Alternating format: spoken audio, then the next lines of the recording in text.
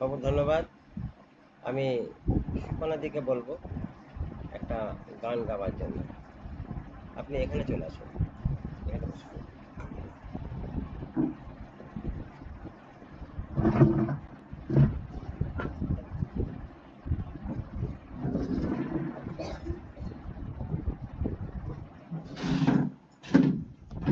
মহান ঈশ্বরকে ধন্যবাদ দিই যে তিনি সুন্দর সুযোগকে করে দিয়েছেন, তাই মহান ঈশ্বরকে ধন্যবাদ দিই এবং ধন্যবাদ দিই তিনি আমাদেরকে আজকে একত্র করেছেন তার গৌরব প্রশংসা করার জন্য, তাই মহান ঈশ্বরকে ধন্যবাদ দিই। আসুন আমরা আরাধনায় যাই।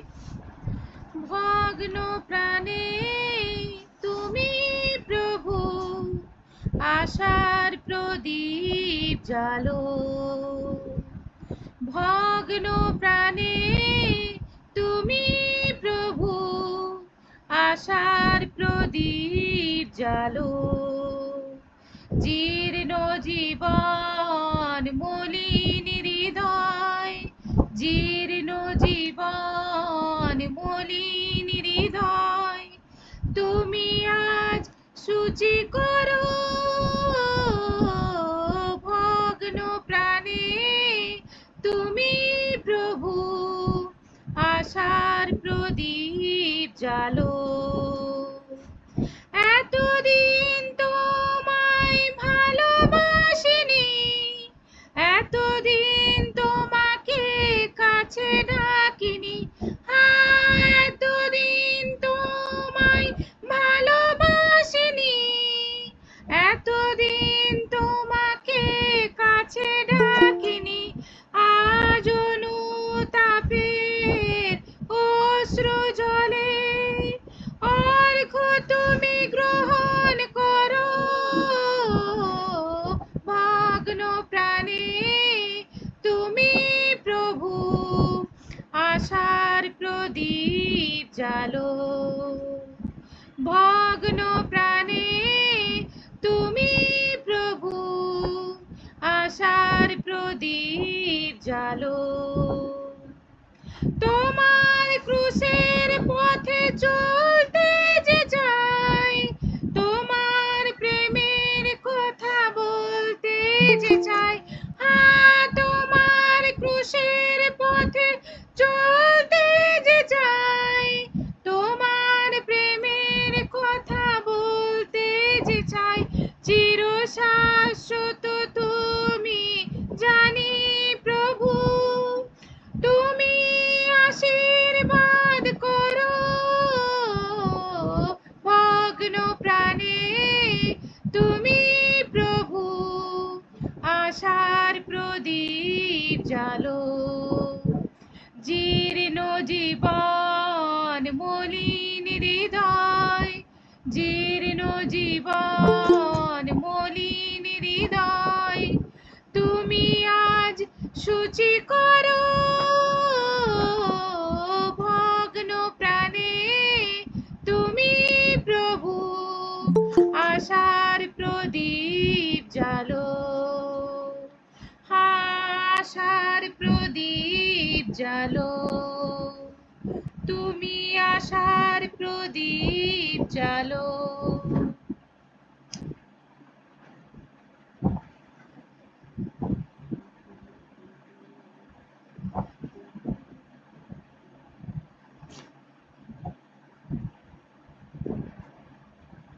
ঠিক আছে, খবর ধন্যবাদ। আজকে আমরা 4 নম্বর ক্লাসটা আজকে দেখবো আমরা, আর সেটা বলছে ঈশ্বর স্বামী এবং স্ত্রীর কাছে কি আশা করে। আর একবার বলছি, ভালো করে শোনো। বাইবেল বলছে ঈশ্বর স্বামী এবং স্ত্রীর কাছে কি আশা করেন। এখান থেকে আমরা আজকে বিষয়টা আমরা দেখব। তার আগে একটা পদ আমরা পড়ব, আর সেখানে থেকে আমরা আস্তে আস্তে এগোবো। দেখো পদটা লেখা আছে এফেসীয় 5 অধ্যায় 21 পদ। এফেসীয় 5 অধ্যায় 21 পদ। এখানে বলছে খ্রিস্টের প্রতি ভক্তি ধরুন তোমরা একে অন্যকে মেনে নেবার মনোভাব নিয়ে চলো। আমরা হেডলাইন কি পড়লাম? ঈশ্বর স্বামী এবং স্ত্রীর কাছে কি আশা করেন? বাক্য কি বলছে? এফেসীয় 5:21 বাক্য বলছে, খ্রিস্টের প্রতি ভক্তির দরুন, যদি আমি বিশ্বাসী হয়ে থাকি, যদি আমি খ্রিস্টকে ভালোবেসে থাকি, যদি তার প্রতি আমার সম্মান আছে, শ্রদ্ধা আছে, তাহলে সেটাকে মাথায় রেখে বলছে ভক্তির দরুন তোমরা কি বলছে, একে অন্যকে মেনে নেবার মনোভাব নিয়ে চলো। তার মানে একটা জায়গায় বলছে যে দুজনকে দুজনের কাছে সমর্পিত থাকতে হবে, কারণ কারণ স্বামী স্ত্রীর মাঝখানে খ্রিস্ট আছে। এখানে দেখো মাঝখানে খ্রিস্টকে ঢুকিয়েছে, স্বামী স্ত্রীর মাঝখানে বলছে খ্রিস্ট আছে। তাহলে খ্রিস্টের প্রতি শ্রদ্ধা ভক্তি দুজনে আছে হিসাব মতন। যদি দুজনে বিশ্বাসী হয়, স্বামীরও আছে স্ত্রীরও আছে, যদি তাই হয়ে থাকে তাহলে বলছে দুজনে একে অপরের প্রতি মনোভাব কখনো ভুল হতে পারে না, বা দুজনে একে অপরের প্রতি মনোভাবে কখনো মিস আন্ডারস্ট্যান্ডিং হবে না, মনোভাব ঠিক থাকবে। কিন্তু যদি খ্রিস্টের প্রতি কারোর যদি শ্রদ্ধা ভক্তি ঠিক মতো নেই, তাহলে কিন্তু প্রবলেম এখান থেকে শুরু। তাহলে বলছে ঈশ্বর স্বামী এবং স্ত্রীর কাছে কি আশা করেন? বলছে যেমন তুমি আমাকে প্রেম ভক্তি শ্রদ্ধা করছো, স্ত্রীকে বলছে, স্বামীকে বলছে, ঠিক তেমনি বলছে তোমরা একে অপরের প্রতি সম্পর্কের মধ্যে সেই ভক্তি শ্রদ্ধা প্রেম রাখো, ওই একই জিনিস রাখো। তার মানে একে অপরকে তোমাকে মেনে নিতে হবে সমস্ত জায়গায়। দেখো সংসারের মধ্যে জোয়ার ভাটা আছে, জীবনের মধ্যে জোয়ার ভাটা আছে, তাহলে জোয়ার যখন আছে ভাটাও থাকবে। তাহলে যখন ভাটা হয়ে যাবে তখন সেখানে তিত বিরক্তি হলে চলবে না, সেখানে রেগে গেলে চলবে না, সেখানে অহংকারী হলে চলবে না, সেখানে বারে বারে প্রশ্ন জিজ্ঞেস করলে চলবে না। তাহলে যখন জোয়ার আসছে তখন সবকিছু ঠিক, আর যখন ভাটা হচ্ছে তখন প্রবলেম। বলছেন না, তাহলে জোয়ারও যখন আছে তাহলে ভাটাও যখন আছে, আবার ভাটা যখন আছে তখন জোয়ারও আছে। তাহলে ঈশ্বর দুই দিকেই বলছে, স্ত্রীকেও বলছে স্বামীকেও বলছে, দুজন দুজনের জায়গা মনোভাব বলছে ঠিক করতে হবে। যদি মনোভাব ঠিক না থাকে তাহলে কিন্তু প্রবলেম শুরু। তাহলে তার মানে বলছে ঈশ্বরের পরিকল্পনা নারী তার স্বামীকে সাহায্য করবে, আর স্বামী তার স্ত্রীকে প্রেম করবে, যেটা বাইবেল বারে বারে বলছে আমাদের। বলছে নারী তার স্বামীকে সাহায্য করবে তার সমস্ত কাজে, স্বামীর যেখানে যেখানে যা কিছু বিষয় আছে সেখানে স্ত্রী থাকবে, সঙ্গে থাকবে, আর স্বামীকে বলছে তার স্ত্রীকে প্রেম করবে।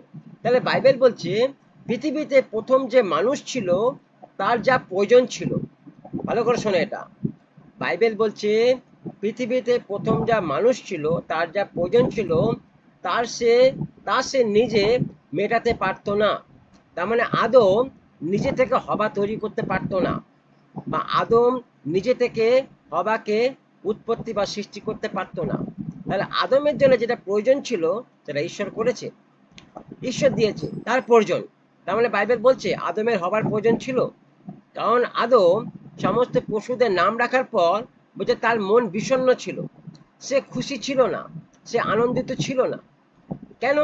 কারণ সে তার মতন একজনকে খুঁজছিল, সে তার মতন একজনকে দেখতে চাইছিল, আর যখন সে পাচ্ছিল না তখন তার মন বিষণ্ণ ছিল। ওই জন্য ঈশ্বর তার মন বা তার প্রয়োজন মেটাবার জন্যে বলছে হবাকে তার কাছে নিয়ে এলো। ঠিক তেমনি বলছে পুরুষের প্রয়োজন স্ত্রী যেমন মেটাতে পারে, তেমনি স্ত্রীর প্রয়োজন পুরুষ মেটাতে পারে। তার মানে দুজনের দুজনের দরকার আছে, কেউ কাউকে বাদ দিয়ে থাকতে পারে না। একটা পুরুষ নারী ছাড়া থাকতে পারে না, একটা নারী পুরুষ ছাড়া থাকতে পারে না। তার মানে বলছে দুজনের দুজনের দরকার আছে। তাহলে বলছে যে বাইবেল বলছে যে বাইবেল বলছে পৃথিবীতে যখন মানুষ প্রথম তার প্রয়োজন ছিল তারা যে সে নিজে মেটাতে পারতো না, তাই আদম পৃথিবীর সমস্ত জীবজন্তুর নাম রাখার পর তার জন্য এমন একটি সাহায্যকারী পাওয়া গেল না যে তার প্রয়োজন পূরণ করতে পারে। দেখো আদি পুস্তক 2:20, আদি পুস্তক 2:20 বলছে তিনি প্রত্যেকটি গৃহপালিত বন্য পশু এবং আকাশের পক্ষী নাম দিলেন, কিন্তু সেগুলোর মধ্যে সেই পুরুষ মানুষটি অর্থাৎ আদমের কোনো উপযুক্ত সঙ্গী দেখা গেল না। তার মানে এটা সবকিছু করার পর আদমের মতন একজন সঙ্গী আদমের দরকার ছিল, আর সেই প্রয়োজনটাও ঈশ্বর মিটিয়েছে। সেই জন্য ঈশ্বর সেই সাহায্যকারীকে তৈরি করে আদমের কাছে নিয়ে এলেন। দেখো আদি পুস্তক 2:22, আদি পুস্তক 2:22 বলছে, আদম থেকে তুলে নেওয়া সেই পাঁজরটা দিয়ে সদাপ্রভ স্ত্রী বা সদাপ্রভ ঈশ্বর একজন স্ত্রী লোককে তৈরি করে তাকে আদমের কাছে নিয়ে গেলেন। তাহলে ফাইনালি একটা জায়গায় দেখতে পাচ্ছি আমি, যে আমরা দেখতে পাচ্ছি যে পুরুষের যেমন স্ত্রীর দরকার আছে, তেমন স্ত্রীরও পুরুষের দরকার আছে। দুজন উভয়ের দরকার আছে, না হলে পরে একটা কমপ্লিট পরিবার বা একটা কমপ্লিট দেহ গঠন হয় না বা হবে না। তাহলে বলছে পুরুষের হৃদয়ে পাঁজরের হাড় দিয়ে ঈশ্বর নারীকে তৈরি করলেন। সেই জন্য বলছে ঈশ্বর এটা আশা করে থাকবেন যে পুরুষের হৃদয়ে ঘনিষ্ঠ জায়গা নারী থাকবে। তার মানে বাইবেল এটা বলছে যে পুরুষের হৃদয়ের একটা অংশ থেকে নারীকে তৈরি করা হয়েছে। তার মানে বলছে পৃথিবীতে যত পুরুষ আছে, এটা বাইবেল প্রিন্সিপাল বলছে যে প্রত্যেক পুরুষের হৃদয়ের মধ্যে স্ত্রীর একটা জায়গা থাকবে বা সেই ঘনিষ্ঠতা থাকবে। হৃদয়ের মধ্যে বলছে, মাথার মধ্যে না, ব্রেনে না, ব্রেনে থাকলে প্রবলেম আছে, বলছে হৃদয়ের মধ্যে। কারণ হৃদয় থেকে নিয়ে স্ত্রীকে তৈরি করা হয়েছে। তার মানে প্রত্যেক পুরুষের হৃদয়ের মধ্যে একটা স্ত্রীর ঘনিষ্ঠ জায়গা থাকবে বলছে। তাহলে বাইবেল বলছে মানুষের জন্ম শুরু হয়েছে আদম আর হবার মধ্যে দিয়ে। এটা ঈশ্বরের পরিকল্পনা একটা অঙ্গ। তাই প্রত্যেক মানুষকে এর জন্য ঈশ্বরকে ধন্যবাদ দেওয়া উচিত। তার মানে একটা নারী পুরুষ যদি এক না হয় তাহলে সন্তান জন্ম নেবে না।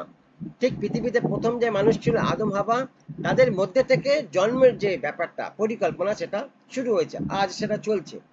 তাহলে কেউ যখন কোনো কিছু সৃষ্টি করে, কেউ যখন কোনো কিছু সৃষ্টি করে সেই বিষয় জানার জন্যে বলছে যে কোনো, আমরা যদি কোনো যন্ত্র কিনি বা কোনো আসবাবপত্র ঘরে কিনি, ফ্রিজ, এসি, টিভি, তাহলে বলছে সেটাকে কি করে ব্যবহার করতে হয় তার একটা বই বা ম্যানুয়াল বুক থাকে, যেটা পড়লে পরে বা যেটা দেখলে পরে ওটা কি করে ব্যবহার করতে হয় সেটা জানা যাবে।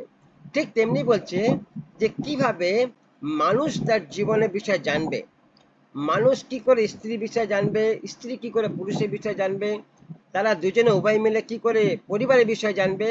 বলছে এটা জানার জন্যে ঈশ্বর একটা বই তৈরি করেছে যার নাম হচ্ছে বাইবেল, যাকে বলছে ম্যানুয়াল বুক। এই বইটা যদি আমরা পড়ি তাহলে আমরা পুরুষ পুরুষের বিষয়ে জানতে পারবে, স্ত্রী স্ত্রীর বিষয়ে জানতে পারবে, আর উভয় মিলে পরিবার বিষয়ে জানতে পারবে যে কিভাবে পরিবারকে ঠিক করা যায়। যদি তারা এটা পড়ার পর যদি অবাধ্য হয় তাহলে বলছে তাদের জীবনে ভয়ঙ্কর ক্ষতি হতে পারে। তাহলে এবার আমরা দেখব ঈশ্বরের দৃষ্টিতে স্বামীর স্থান কি। আমরা দুটো দেখব, নারীরও দেখব, স্বামীরও দেখব। তাহলে প্রথমে স্বামী দেখছি, নারীরটা আজকে দেখবো না, নারীরটা আমরা পরে দেখব। তাহলে বলছি ঈশ্বরের দৃষ্টিতে স্বামীর স্থান কি। দেখো 1 নম্বর, যদি 1 নম্বর বলি, ঈশ্বরের দৃষ্টিতে স্বামী হবে সরবরাহকারী। সরবরাহকারী মানে হচ্ছে যোগানদাতা। স্বামীর কাজ হচ্ছে সমস্ত জায়গায় যোগান দেওয়া, স্ত্রীর প্রয়োজন, সন্তানের প্রয়োজন, পরিবারের প্রয়োজন, এটা স্বামীর কাজ। দেখো একটা ট্রেন্ড, মানে এটা খারাপ বলবো না, এটা একদিক থেকে এখন বাধ্য আমরা হয়েছি এটা করতে। তার কারণ যে আমাদের বাজেট বেড়ে গেছে, আসবাবপত্রের দাম বেড়ে গেছে, জিনিসপত্রের দাম বেড়ে গেছে। সেই জন্য এখন স্বামী স্ত্রী উভয় মিলে কাজ করে যাতে তাদের পরিবারের মধ্যে তাদের যে প্রয়োজন সেটা মেটানো যায়। কিন্তু বাইবেল প্রিন্সিপাল বলছে যে স্ত্রী বাড়ির কাজ করবে, সে বাইরে চাকরি করতে যাবে না, সে বাইরের কোনো ব্যবসাতে কোনো ইনভলভ হবে না, বা অর্থের জন্য স্বামীর সাথে সে যোগদান করবে না। অর্থের জায়গা স্বামীকে রেখেছে, কিন্তু বলছে স্বামীর সমস্ত সাহায্যের জায়গা, মানে তার ভিতরের যে ঘরের যে পরিবারের জায়গাগুলো, এইগুলো স্ত্রী এ টু জেড, স্ত্রীকে সব দেখতে হবে। তার সন্তানকে লালন পালন করা, তার পরিবারকে দেখাশোনা করা, স্বামীর সমস্ত জায়গা প্রয়োজন মেটানো, তার রান্না বান্না করা, তার জামা কাপড় কাচা, তার পরিষ্কার পরিচ্ছন্ন যেন যা যা দরকার এ টু জেড, ইভেন তার ঘরের কাজে, তার ঘরের কাজেও স্বামীর যেখানে যেখানে যা প্রয়োজন আছে সেখানে স্ত্রী তাকে সাহায্য করবে। কিন্তু অর্থের জায়গা, অর্থ ইনকামে করা জায়গা বলছে ওটা স্বামীর কাজ।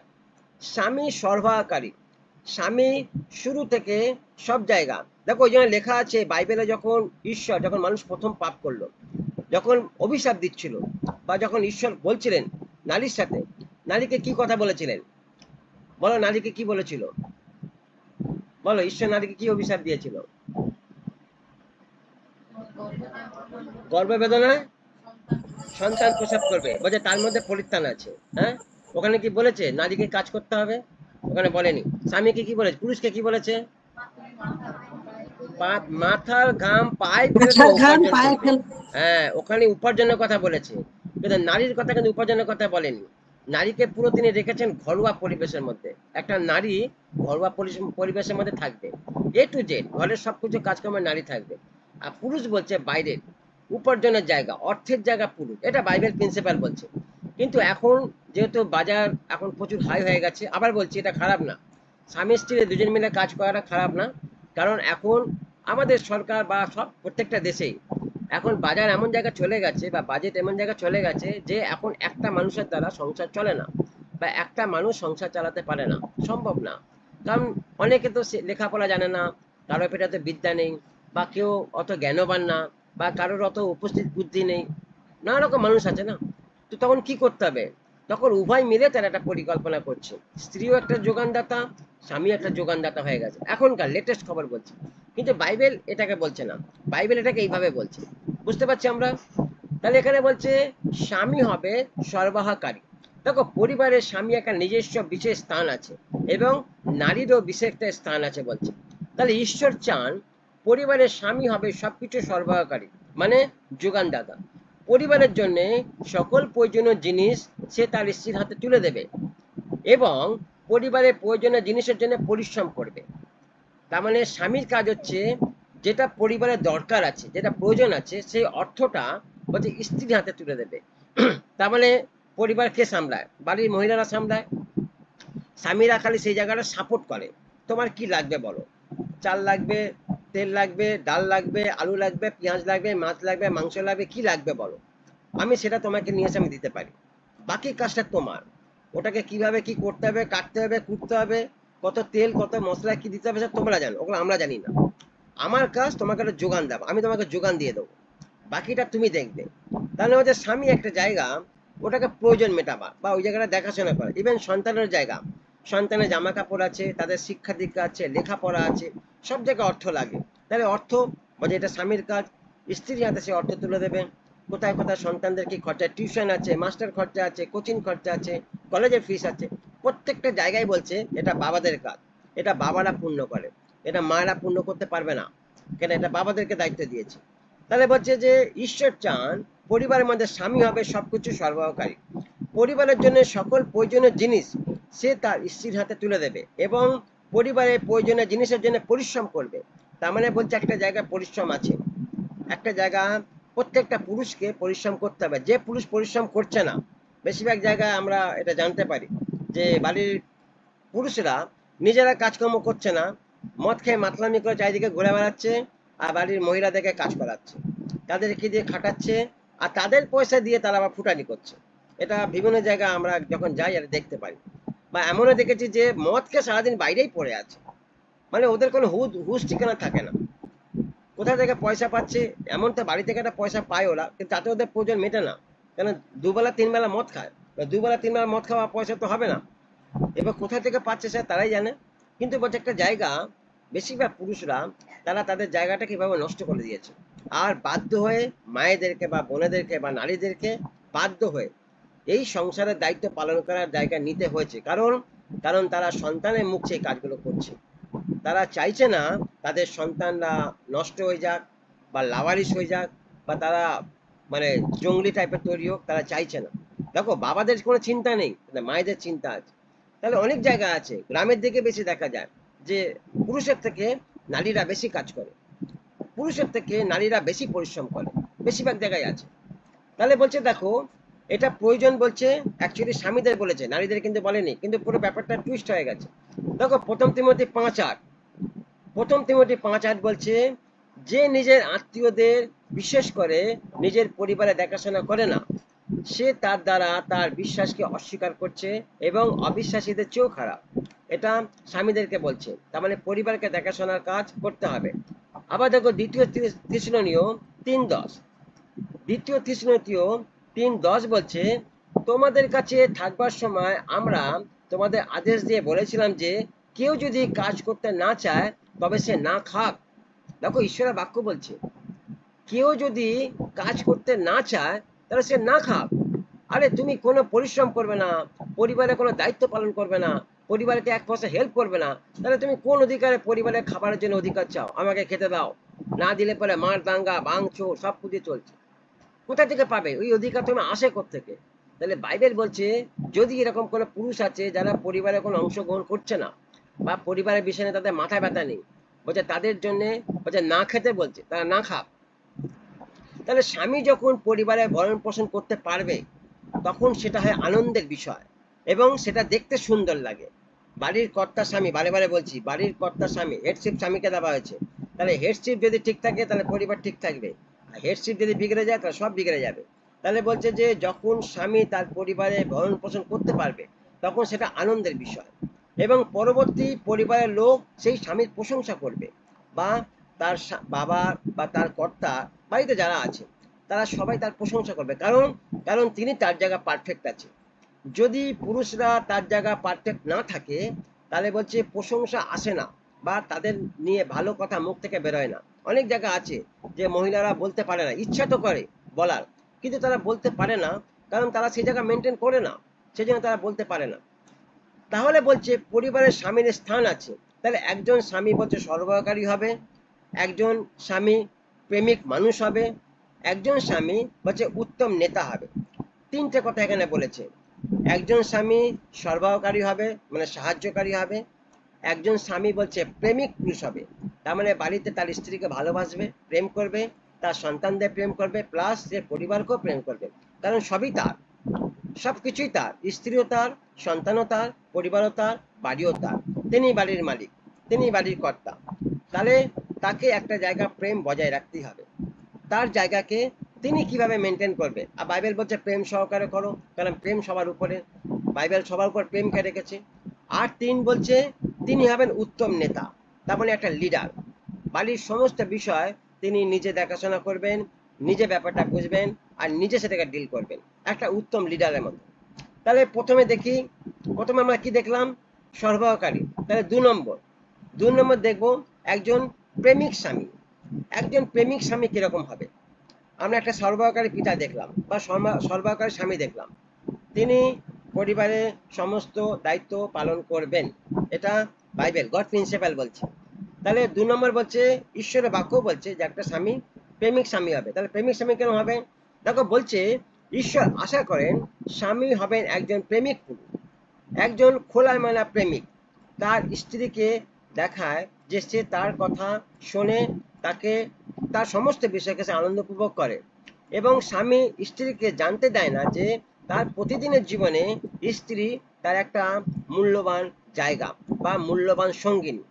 স্বামী স্ত্রীর প্রতি কমলতা প্রদর্শন করে এবং তার প্রয়োজন বুঝতে চেষ্টা করে। দেখো কত সুন্দর কথা বলেছে। একটা স্বামী তার স্ত্রীকে প্রেম করে, তার মানে প্রেমটা এমন জায়গায় রেখেছে যে তার স্ত্রীকে বুঝতে দেয় না যে আমি তোমাকে কতটা প্রেম করি বা তোমার আমার হৃদয়ের মধ্যে তোমার মূল্য কতটা আছে।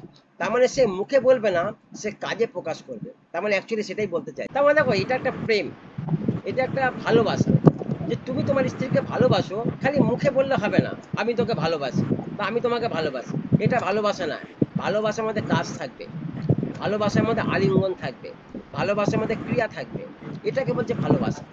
যদি এটা না থাকে তাহলে ওটা হচ্ছে ফর্স ভালোবাসা, আমি মুখে বলছি কিন্তু আমি কাজের জায়গা পূর্ণ করছি না, তাহলে কাজটা হচ্ছে মেন।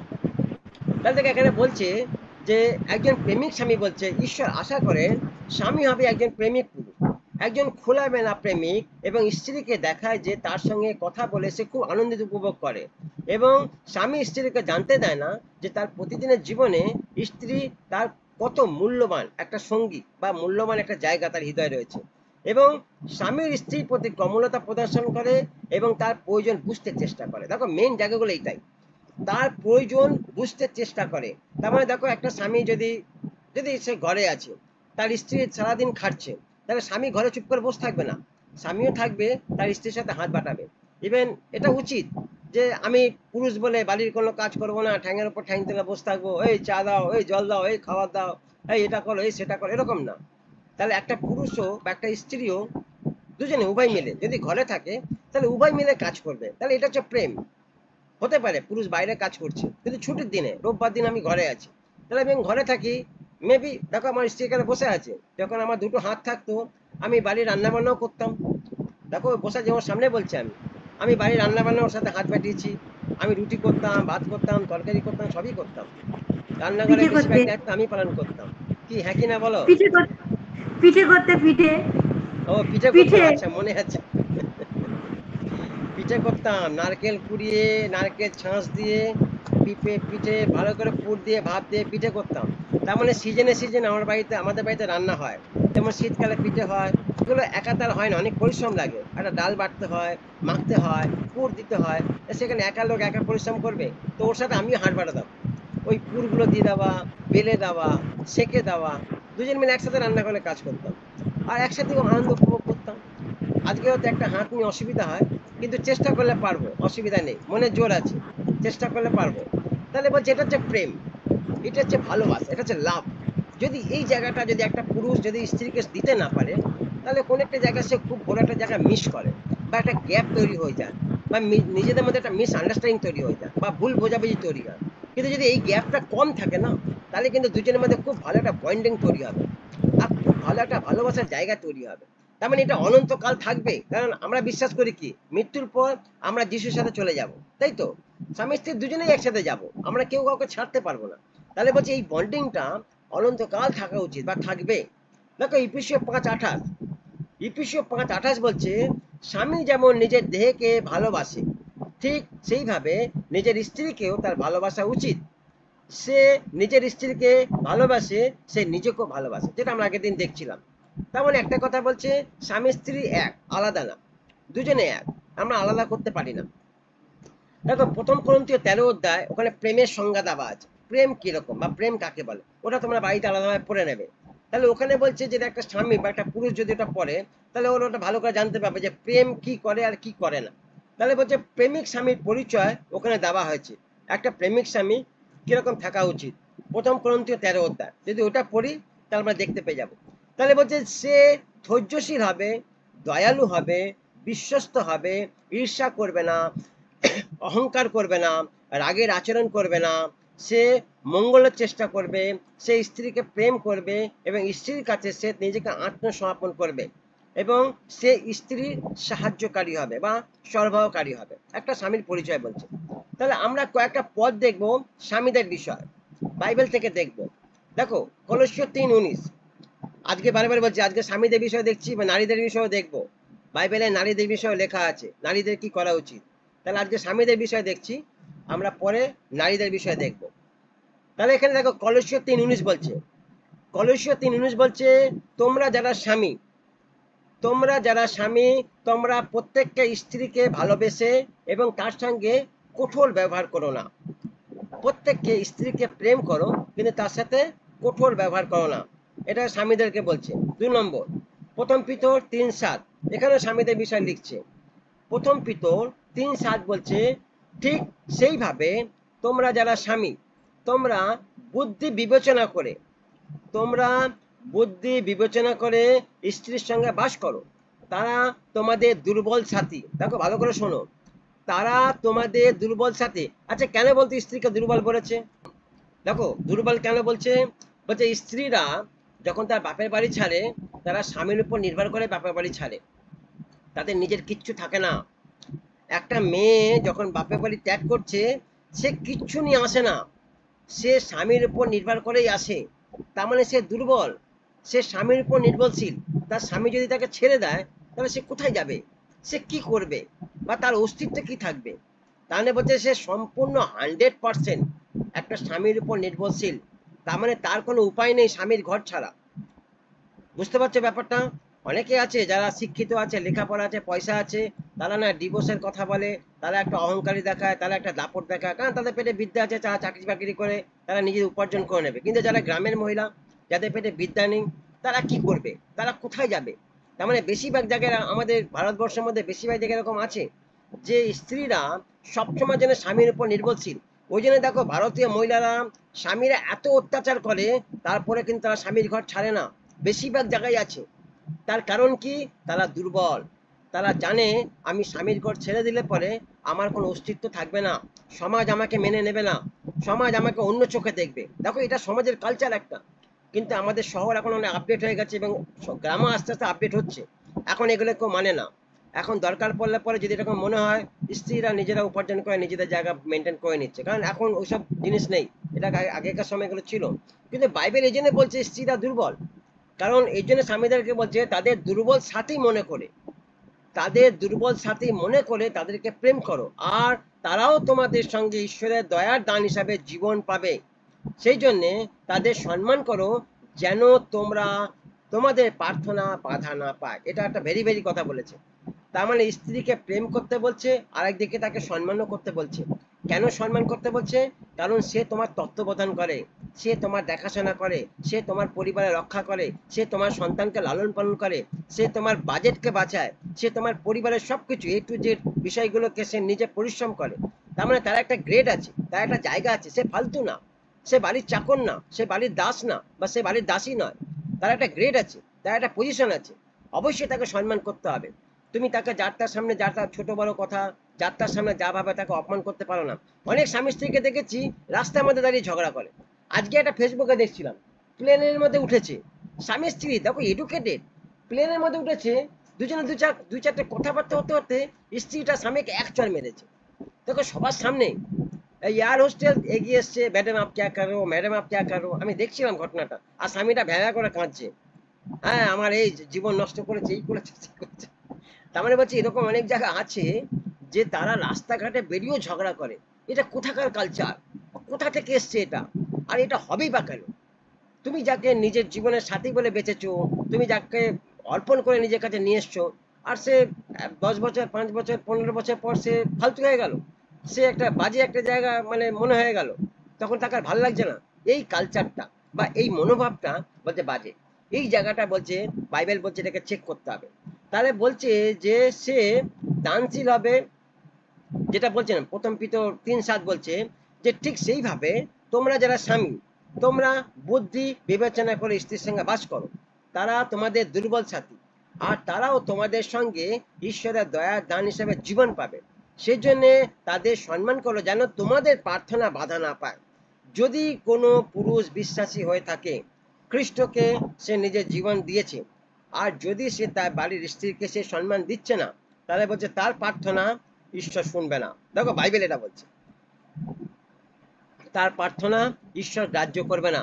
আবার উল্টো দিক থেকে দেখো, স্ত্রীর প্রার্থনা ঈশ্বর শুনবে। যদি স্ত্রী তার জন্য প্রার্থনা করে, সেই প্রার্থনা ঈশ্বর দরজা খুলবে। তার মানে একদিক থেকে স্ত্রীরও মঙ্গল হবে, স্বামীরও মঙ্গল হবে। কিন্তু স্বামী যদি সেই জায়গায় ঠিক না থাকে, তাহলে তার প্রার্থনা ঈশ্বর আটকে দেবে। তাহলে এখানে বলছে স্ত্রীর প্রতি স্বামীর প্রেম ঈশ্বরের কাছে অনেকটা গুরুত্বপূর্ণ।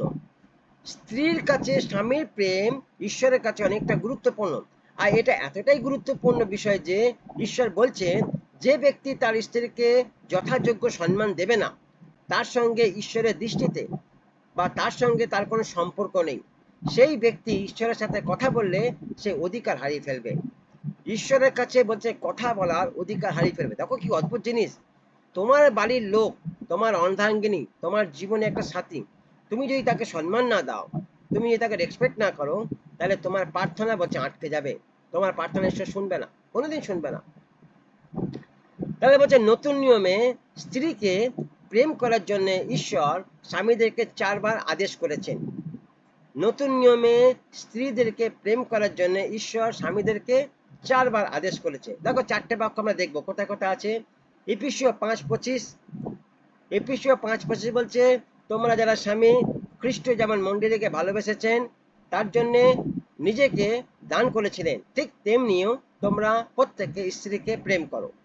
খ্রিস্ট যেমন মণ্ডলীকে ভালোবেসেছেন, তোমরাও তেমনি তোমাদের স্ত্রীকে প্রেম করো। একটা এক্সাম্পল দিয়ে বলেছে। 2 নম্বর, এফেসীয় 5:28, এফেসীয় 5:28 বলছে, স্বামী যেমন নিজের দেহকে ভালোবাসে, ঠিক তেমনি নিজের স্ত্রীকে তার ভালোবাসা উচিত। সে নিজের স্ত্রীকে ভালোবাসে, সে নিজেকে ভালোবাসে। 2 নম্বর। 3 নম্বর, এফেসীয় 5:33, এফেসীয় 5:33 বলছে, কিন্তু যাক সেই সব কথা, তোমরা প্রত্যেকে নিজের স্ত্রীকে নিজের মতো প্রেম করো, আর স্ত্রীরও উচিত যেন স্বামীকে সম্মান করে। স্ত্রীরও উচিত যেন স্বামীকে সম্মান করে। তার মানে দুজনের জায়গা আছে। 4 নম্বর লাস্ট কলসীয় 3:19। কলসীয় 3:19 বলছে, তোমরা যারা স্বামী তোমরা প্রত্যেকে স্ত্রীকে ভালোবেসো এবং তার সঙ্গে কঠোর ব্যবহার করো না। তোমরা প্রত্যেককে স্ত্রীকে ভালোবেসো, তার সাথে কঠোর ব্যবহার করো না। তাহলে বাইবেল বলছে বা বাইবেল শিখিয়েছে আমাদেরকে কিভাবে স্ত্রীকে প্রেম করতে হয়। বাক্য বলছে খ্রিস্ট যেমন মণ্ডলীকে প্রেম করেছিলেন ঠিক তেমনি তুমি তোমার স্ত্রীকে প্রেম করবে। তার মানে বলছে ঐশ্বরিক প্রেম, মানসিক প্রেম নয়, শারীরিক প্রেম নয়। দেখো ভালো করে শোনো, এটা অনেক স্বামী আছে যারা শারীরিক প্রেমের জন্য স্ত্রীর কাছে নানা রকম বিষয় তারা অঙ্গি ভঙ্গি করে, আমি তোকে ভালোবাসি, আমি তোকে এটা দেবো, আমি তোকে সেটা দেবো, এই নানা রকম একটা অঙ্গি ভঙ্গি করে। কিসের জন্য? শারীরিক প্রেম। আর যখন তাদের প্রেম প্রয়োজন মিটে যায় তখন সেই অঙ্গি ভঙ্গি সব ভুলে যায়, তখন সেই প্রতিজ্ঞা থাকে না। এটা অনেক জায়গায় আমরা কমপ্লেন শুনেছি। আমি এরকম অনেক স্বামী স্ত্রীর জায়গায় কাউন্সিলিং করেছি। তাহলে ইফিসীয় 5:33 আর কলসীয় 3:19 দেখলাম। তাহলে বাইবেল বলছে, বাইবেল আমাদের শেখাচ্ছে যে কিভাবে স্ত্রীকে প্রেম করতে হয়। বাক্য বলছে খ্রিস্ট যেমন মণ্ডলীকে প্রেম করেছিলেন ঠিক তেমনি তোমার স্ত্রীকে প্রেম করো। দেখো ইফিসীয় 5:25 যেখানে পদটা লেখা আছে, ইফিসীয় 5:25 বলছে, তোমরা যারা স্বামী খ্রিস্ট যেমন মণ্ডলীকে ভালোবেসেছিলেন এবং তার জন্য নিজেকে দান করেছিলেন ঠিক তেমনি তোমরা প্রত্যেক স্ত্রীকে প্রেম করো বা ভালোবাসো। তাহলে এখানে বলছে যীশুখ্রিস্ট মণ্ডলীর জন্য নিজের জীবনকে উৎসর্গ করে দিয়েছিলেন। যে স্বামী তার স্ত্রীর জন্য উত্তম নেতা হতে চায়, যে স্বামী তার স্ত্রীর জন্য উত্তম স্বামী হতে চায়, যীশুখ্রিস্ট যেমন মণ্ডলীকে প্রেম করেছিলেন ঠিক একই প্রকার সে তার স্ত্রীকে প্রেম দিতে বাধ্য বা প্রেম করতে বাধ্য। আর প্রেমের প্রথম পদক্ষেপ হচ্ছে স্বামীকে কি করতে হবে। তার মানে প্রেমের প্রথম পদক্ষেপ বলছে স্বামীকে কি করতে হবে। দেখো প্রথম জন 4:19 বলছে, আমরা প্রেম করি কারণ তিনি প্রথমে আমাদিগকে প্রেম করিয়াছেন। তার মানে বলছে স্বামী স্ত্রীকে প্রেম কেন করে, কেন করতে বাধ্য? কারণ স্বামী খ্রিস্টকে জানে, স্বামী ঈশ্বরকে জানে, আর স্বামী ঈশ্বরের প্রেমকে জানে। তাহলে ঈশ্বর প্রথমে আমাদের প্রেম করেছেন, সেই জন্য আমাদেরও কাজ আমাদের মানে অর্ধাঙ্গীকে বা আমাদের সঙ্গীকে প্রেম করা। এটা বাইবেল বলছে। তাহলে একজন প্রেমিক স্বামী কিরকম হবে?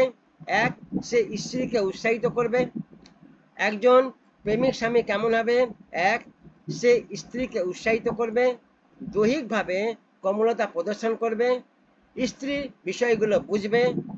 4, তার প্রতি আগ্রহী দেখাবে। 1 নম্বর বলছে স্ত্রীকে উৎসাহিত করবে। 2 বলছে দৈহিকভাবে কোমলতা প্রদর্শন করবে। 3 বলছে স্ত্রী বিষয়গুলো বুঝবে। 4 বলছে তার প্রতি আগ্রহ দেখাবে। এটা একটা প্রেমিক স্বামীর প্রয়োজন। 3 নম্বর লাস্ট হচ্ছে একজন নেতা বা লিডার স্বামী। একজন নেতা বা লিডার স্বামী কেমন হবে? দেখো বাইবেল বলছে ঈশ্বর একজন ব্যক্তিকে মনোনীত করেছেন যার মাধ্যম দিয়ে তিনি পরিবারগুলোকে রক্ষা করতে পারেন, আর সেই ব্যক্তি হলো পুরুষ বা স্বামী। তার মানে একজন ব্যক্তির দরকার আছে ঈশ্বরের রাজ্যে কাজ করার জন্য, আর সেটা বলছে হেডশিপ থেকে শুরু, পুরুষ থেকে। তাহলে ঈশ্বর পরিবারের মধ্যে একজনকে বেঁচেছেন, তার নাম স্বামী বা পুরুষ। সে তার মধ্যে থেকে ঈশ্বরকে প্রকাশ করবে বা ঈশ্বর তার মধ্যে থেকে নিজের কাজকে বা নিজের ইচ্ছাকে প্রকাশ করবে। দেখো ইফিসীয় 5:23 বলছে, ইফিসীয় 5:23 বলছে, কেননা স্বামী স্ত্রীর মস্তক, কেননা স্বামী স্ত্রীর মস্তক, যেমন খ্রিস্ট মণ্ডলীর মস্তক, যিনি আবার দেহের ত্রাণকর্তা। তার মানে স্বামীর মাথা ঈশ্বর আর স্ত্রীর মাথা স্বামী, মস্তক বলছে। তাহলে বিশ্বাসীরা প্রভু যিশুতে পরিচালনা লাভের জন্য তার প্রতি দৃষ্টিপাত করে। বিশ্বাসীরা প্রভু যিশুতে পরিচালনা লাভের জন্য তার প্রতি দৃষ্টিপাত করে। ঠিক তেমনি উত্তম স্ত্রী পরিচালনা লাভের জন্য তার স্বামীর প্রতি দৃষ্টিপাত করে। বুঝতে পারছো? মণ্ডলী যেমন খ্রিস্টের দিকে তাকিয়ে আছে, তেমনি স্ত্রী তার স্বামীর দিকে তাকিয়ে থাকে বা তার স্বামীর যেটা প্রয়োজন সেটা দেখে। তাহলে বলছে বিশ্বাসীরা প্রভু যিশুতে পরিচালনা লাভের জন্য তার প্রতি দৃষ্টিপাত করে। ঠিক তেমনি বলছে উত্তম স্ত্রী পরিচালনা লাভের জন্য তার স্বামীর প্রতি দৃষ্টিপাত করে এবং তার স্বামী তার মধ্যে দিয়ে তাকে আনন্দ দেয় ও শান্তি দেয়। তার মানে দুজনের কাজ বলছে, স্ত্রীর একটা কাজ আছে, স্বামীরও কাজ আছে। তাহলে স্বামী একজন ভালো নেতা হিসাবে দৃষ্টান্ত পথ তৈরি করতে পারে কিভাবে? ঈশ্বর তাকে যেভাবে চালিত করে স্বামী স্ত্রীকে সেইভাবে নির্দেশনা দেয়। তার মানে স্বামী যদি বিশ্বাসী হয়, খ্রিস্টকে ভালোবাসে, অবভিয়াসলি সে বাইবেল পড়বে, অবভিয়াসলি ঈশ্বরের বাক্য পড়বে, আর সেই বাক্যের মধ্যে থেকে সে জানতে পাবে যে ঈশ্বর তাকে কি করতে বলছে বা কি করা উচিত। তাহলে ঈশ্বর চান পারিবারিক আত্মিক বৃদ্ধি পাক। আত্মিকভাবে ঈশ্বরের দৃষ্টিতে পুরুষ আর নারী সমান, কেউ আলাদা না। ঈশ্বর পুরুষকে যা দেখে, নারীকে সেভাবে দেখো। দেখো গালাতীয় 3:28, গালাতীয় 3:28 বলছে, জিহুদি কি গ্রিক আর হইতে পারে না, জিহুদি কি গ্রিক আর হইতে পারে না, দাস কি স্বাধীন হইতে পারে না, নর আর নারী হইতে পারে না, কেননা খ্রিস্ট যিশুতে তোমরা সকলেই এক। খ্রিস্ট যিশুতে তোমরা সকলেই এক।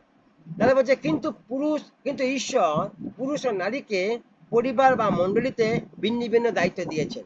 কখনো কখনো স্বামী পরিবারকে চালানোর কাজে যদি ব্যর্থ হয়, দেখো এখানে মেন পয়েন্ট আসছে, কখনো কখনো স্বামী যদি পরিবারকে চালাতে ব্যর্থ হয় তবে সেখানে স্ত্রী নেতৃত্ব দিতে পারে। এই একটা জায়গা এলাও হয়েছে, যদি স্বামী ব্যর্থ হয় তবে স্ত্রী দায়িত্ব নিতে পারে। কেন, কখন বলছে, হয়তো স্বামী হ্যান্ডিক্যাপ, স্বামী কোনো কিছু করার উপার্জন করার ক্ষমতা নেই, বা স্বামী হয়তো কোনো রোগ হয়েছে এরকম যে সারা জীবন বিছানায় পড়ে আছে, সেখানে কি করবে, অবভিয়াসলি স্ত্রী দায়িত্ব নেবে, কোনো উপায় নেই। এরকম পজিশনে যে থাকে যে স্বামীর কোনো উপায় নেই, লাচা, তার শরীরের দিক থেকে সে কোনো কিছু করতে পারে না, তখন সেখানে স্ত্রী বলছে দায়িত্ব একটা আছে, সে নেতৃত্ব দিতে পারে। তাহলে যখন এরকম ঘটে তাহলে ঈশ্বরের পরিকল্পনা ব্যর্থ হয়ে যায় না এবং নানা সমস্যার সৃষ্টি হয় না। সেই জন্য ঈশ্বরের পরিকল্পনা নেতৃত্বে স্বামীর হাতে থাকুক। তাহলে ঈশ্বর ইসরায়েল জাতির মধ্যে একটা দৃষ্টান্ত দিয়েছে যে স্ত্রী ঈশ্বরের কাছে মানত করতে পারে, কিন্তু সেই মানত স্বীকার বা অস্বীকার করার ক্ষমতা স্বামীর আছে। তার মানে যদি স্ত্রী কোনো একটা জায়গা কোনো কিছু সিদ্ধান্ত নিয়েছে করবে বলে, কিন্তু সেটা অবভিয়াসলি পারমিশন লাগবে তার স্বামীর, তার স্বামী যদি পারমিশন না দেয় তবে সে সেটা করতে পারবে না। সে মানত বলো, প্রতিজ্ঞা বলো, যা কিছু বলো, যদি সে কিছু করতে চায় ঈশ্বর রাজ্যের জন্য, অবভিয়াসলি স্বামীকে একবার জিজ্ঞেস করতেই যাবে, স্বামীর বিনা পারমিশনে সে করতে পারবে না। আর অবভিয়াসলি স্বামী যদি প্রভুর যদি অনুগামী হয় বা ঈশ্বরের যদি প্রেমিক হয়, তাহলে স্বামী সেই গুরুত্বটা বুঝবে, আর অবশ্যই ঈশ্বরের কাজের জন্য সে তাকে অ্যালাউ করবে। দেখো গহনা পুস্তক 30 অধ্যায় 10 থেকে 15 পদ, গহনা পুস্তক 30 অধ্যায় 10 থেকে 15 পদ বলছে, আর সে যদি স্বামীর গিয়ে থাকবার সময় মানত করে থাকে কিংবা দিব্য দ্বারা আপন প্রাণকে ব্রত বন্ধনে বদ্ধ করিয়া থাকে, তাহলে স্বামীর সঙ্গে বাস করছে এমন কোন স্ত্রীলোক যদি কোনো মানত করে বা শপথ করে, কোনো প্রতিজ্ঞা দ্বারা নিজেকে বাঁধে, আর তার স্বামী সেই কথা শুনে তাকে কিছু না বলে বা বারণ না করে, তবে তার সব মানত বা যেসব প্রতিজ্ঞা দ্বারা সে নিজেকে বেঁধেছে তা সে পূরণ করতে পারবে বা পূরণ হবে। কিন্তু যদি স্বামী সেই কথা শুনবার সঙ্গে সঙ্গে তার নাকচ করে দেয়, তবে তার সেই মানত কিংবা প্রতিজ্ঞা সব বাতিল হয়ে যাবে, সেগুলো ঈশ্বর গ্রাহ্য করবে না। তার স্বামী সেই সব নাকচ করছে বলে স্ত্রী সদাপ্রভু তার মানত বা প্রতিজ্ঞা ভঙ্গ ক্ষমা করবে। 13 পদ বলছে, স্ত্রী সেই মানত করবে কিংবা শপথ করে কোনো কিছু ত্যাগ করবা প্রতিজ্ঞা করবে, তা মেনে নেবা বা তা নাকচ করার অধিকার স্বামীর থাকবে না। আচ্ছা, যদি স্ত্রী সেটা করেছে, মানত করেছে, আর স্বামী হ্যাঁ বলেনি নাও বলেনি, তাহলে বলছে সেটা ঈশ্বর গ্রহণ করবে বা গ্রাহ্য করবে। 14 পদ বলছে, কিন্তু যদি তার স্বামী দিনের পর দিন সেই বিষয়ে কিছু না বলে চুপ করে থাকে, তবে তাতে তার স্ত্রী মানত প্রতিজ্ঞা বন্ধন পাকা হয়ে যায়। সব কথা শুনবার সঙ্গে সঙ্গে তার এই যে চুপ করে থাকা তার তার স্ত্রী মানত বা প্রতিজ্ঞা পাকা করে দেয়। 15 পদ বলছে, কিন্তু সব কথা শুনবার পরেও সেই দিন যেতে যেতে দিয়ে যদি স্বামী সেই কথা নাকচ না করে, তবে স্ত্রী তা পূরণ করবার দোষ গিয়ে পড়বে স্বামীর উপরে। তার মানে স্বামী একদিকে হ্যাঁ বলছে না, না বলছে না, আর স্ত্রী সেগুলো করছে, আর স্বামী যদি তারপর বাধা দিচ্ছে বা তারপর যদি তাকে প্রশ্ন করছে, তাহলে সেখানে স্ত্রীকে দোষারোপ করা যাবে না, সেই দোষটা স্বামীর কাঁধে গিয়ে পড়বে। তার মানে স্বামী তার জন্য দোষারোপ। স্বামী এক জায়গায় যদি হ্যাঁ বলে ভালো, যদি একবার যেটাকে না বলে দেয় তাহলে সেটা আরো ভালো, তাহলে একটা জায়গায় পরিষ্কার। কিন্তু হ্যাঁ না যদি দুটোই বলছে না, তাহলে কিন্তু প্রবলেম। তাহলে স্ত্রী যা মানুষ সেটা পূর্ণ করবে, আর করার পর যদি স্বামী আটকায় তখন কিন্তু দোষটা স্বামীর কাঁধে গিয়ে পড়বে। তার মানে বলছে এইগুলো যে ঈশ্বর স্বামীকে ঘরে প্রভু করতে চাইছে, আমি শুধু বসে থাকবো এবং স্ত্রীকে আদেশ করব, এরকম আচরণ প্রকৃতি প্রেমীর পরিচয় নয়। তার মানে স্বামীকে একটা জায়গায় বলছে যে তুমি ঘরে খালি প্রভুত্ব করলে হবে না, তোমার জায়গা তোমাকে মেনটেন করতে হবে। তাহলে এটা ঈশ্বরের দৃষ্টিতে ঠিক না। তাহলে পুরুষ যখন ঈশ্বরের বাক্য অনুসারে পরিচালনা দান করে, সেই পুরুষকে ঈশ্বরের নির্দেশ মতো কাজ করতে হবে। পুরুষ যদি স্ত্রীকে ভালোভাবে চালনা করতে চায়, তবে সেই কাজকে তাকে সর্বশক্তিভাবে অর্জন করতে হবে। যীশু খ্রিস্ট যদি মণ্ডলীকে চালিত করেন, তবে তিনি খ্রিস্ট বিশ্বাসী সিদ্ধান্ত গ্রহণ করে বা অধিকারকে কেড়ে নেয় না। সেই রকম স্বামী স্ত্রী উভয় মিলিতভাবে সিদ্ধান্ত গ্রহণ করবে, কেউ কারো সিদ্ধান্তকে কেড়ে নিতে পারবে না। তার মানে দুজনের সিদ্ধান্ত জায়গা আছে, স্ত্রীরও আছে, স্বামীরও আছে। দুজনেরও কথা বলার জায়গা আছে, স্ত্রীরও আছে, স্বামীরও আছে। দুজনের সম্মান আছে, স্ত্রীরও আছে, সম্মান স্বামীরও আছে। পরিবারের মধ্যে দুজনের স্থান আছে, স্বামীরও আছে, স্ত্রীরও আছে। ঠিক আছে? তাহলে একজন নেতা স্বামী কিরকম হবে? বলছে একজন লিডার স্বামী হবে, সে আদর্শ স্থাপন করবে পরিবারের মধ্যে, সুস্পষ্ট পরিচালনা দান করবেন, তার মানে তার কথাবার্তা নেট অ্যান্ড ক্লিন থাকবে। 3 নম্বর, তিনি নিরাপত্তা ব্যবস্থা করবেন পরিবারের প্রত্যেকটা মানুষের, তিনি নিরাপত্তার ব্যবস্থা করবেন। 3টে লিডার হিসাবে একটা স্বামীর 3টে কাজ থাকবে। তিনি একটা আদর্শ স্বামী হবেন, তার কথাবার্তা পরিষ্কার থাকবে এবং তিনি দায়িত্ব পালনের জায়গা পরিষ্কার থাকবে। তিনি একদম লিডারের মতো তিনি কাজ করবেন। বুঝতে পারছি আমরা?